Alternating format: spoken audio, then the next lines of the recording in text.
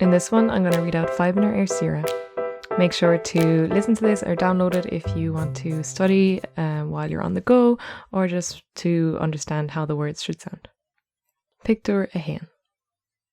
Lá óháin síon clowní húma síos le chéile tar éis an duine. Dear Mom, bhí mé féin agus dad ag sábháil feadh tamil inis agus toisc go bhfuil an áirteist arsúla goibh an bhliain seo chuing rachamid ar sira im mbliana.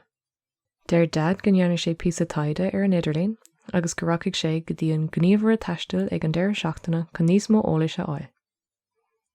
Tá an cúpla, Pól agus Síle, ar bís faoi seo agus tá siad ag tanú go mór leis. Pictiúr dó. An pictiúr dó feicim míad an clown amón córá leis an gníomhar taistil. Deir dad le go bhfuil an rá déantacha go ndeachaigh na páistí ar an Idirlín agus gur phiúch siad Malaga mar cheann scríbe.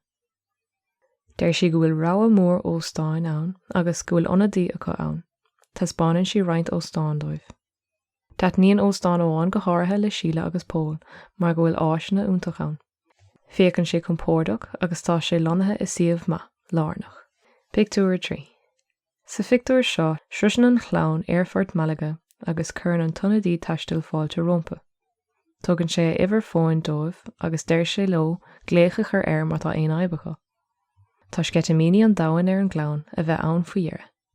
Tá an rian ag scoilte na gluc agus tá an clown ag caithfh a spéaclaí gréine toisc go bhfuil an aimsir chó das. Pictiúr a 4.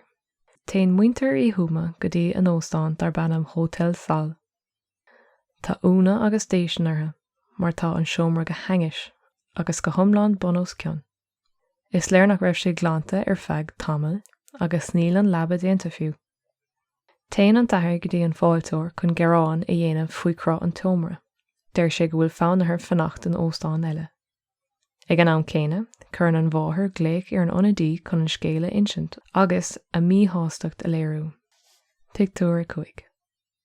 I pictiúr 5 feicim míad muintir í húma i mbun córá leis an ionadaí taistil arís.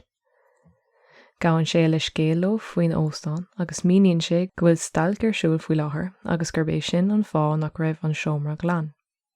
Galann sé dóibh go bhainfidh siad an óstáin nua dar bannam Salas Central atá is siomh níos fearr agus bheidh úsgrádú ar an seomra chuma.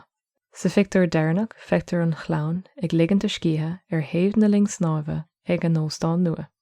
Níl cíos cás ná cathú ortha agus is lá bra brochalach é.